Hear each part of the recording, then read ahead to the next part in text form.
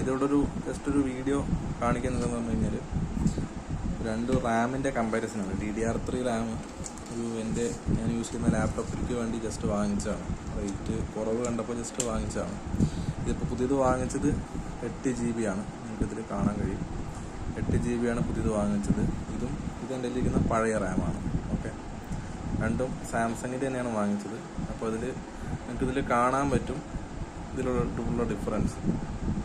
ഇത് രണ്ടും എൻ്റെ ഈ താഴെ ഇരിക്കുന്ന 4 GB വന്നിട്ട് ഇതിൻ്റെ ഒറിജിനലാണ്. ഫസ്റ്റ് നമ്മൾ മേലെ കാണുന്നത് വന്നിട്ട് ഇപ്പോൾ ആമസോണിൽ നിന്ന് ജെന്യൂൻ കൊണ്ട് വാങ്ങിച്ചതാണെങ്കിലും അതതിൻ്റെ ഡ്യൂപ്ലിക്കേറ്റ് ആണ് സാധനം.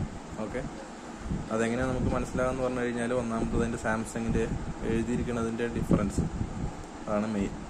പിന്നെ നമുക്കിതിലൊരു ബാക്ക് സൈഡ് കാണുന്ന സമയത്ത് രണ്ട് സെയിമാണ്. നമുക്കിത് ഇതോടെ കാണുന്നത് ഒരു മിസ്സിംഗ് ആണ്. ഓക്കെ, ബാക്കി ഇതിൽ എല്ലാം ഓക്കെയാണ്. ഇപ്പോൾ ഇത് ചെക്ക് ചെയ്തിട്ടില്ല. എന്തായാലും ജസ്റ്റ് ലാപ്ടോപ്പിലിട്ട് ചെക്ക് ചെയ്തതിന് ശേഷം ബാക്കി അറിയിക്കാം. അപ്പോൾ ജസ്റ്റ് എന്തായാലും ശ്രദ്ധിക്കുക. ഇതിപ്പോൾ DDR3 ആയതുകൊണ്ട് പിന്നെ എന്തായാലും റേറ്റ് കുറവാണ്.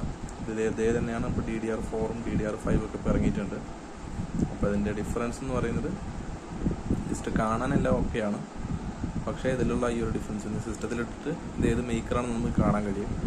അപ്പോൾ അതും കൂടെ ശ്രദ്ധിക്കുക. പിന്നെ റാം വാങ്ങുന്ന സമയത്ത് നമ്മൾ ഒരു അപ്ഗ്രേഡേഷന് പോകുന്ന സമയത്ത് ഈ റാമിലുള്ള GB 8 GB പിന്നെ ഇതിലെ ഈ നമ്പർ ഇത് അതുകൊണ്ട് ഒരു സൈഡ് തന്നെ 2 കോറായിട്ട് വരുന്ന സെറ്റപ്പാണ്. മൊത്തം ഒരു 1 സൈഡ് 8 അനദർ സൈഡ് 8 അങ്ങനെ രണ്ടിലും 8 പിന്നെ ഇതിൽ ഈ ഒരു ഈ നമ്പർ സെയിം ആയിരിക്കണം. ഇല്ലാന്നുണ്ടെങ്കിലുള്ള പ്രശ്നം എന്താണെന്ന് പറഞ്ഞു കഴിഞ്ഞാൽ ഇത് നമുക്കിപ്പോൾ ഒന്ന് കൂടിയതും ഒന്ന് കുറവുമാണെങ്കിൽ ഈ റാം രണ്ടും കൂടെ മാച്ച് ചെയ്തിട്ട് കുറഞ്ഞ റേറ്റ് ഏതാണോ അതിലാണ് ഓടുക. അപ്പോൾ മാക്സിമം പെർഫോമൻസ് നമുക്ക് കിട്ടത്തില്ല. ഓക്കെ.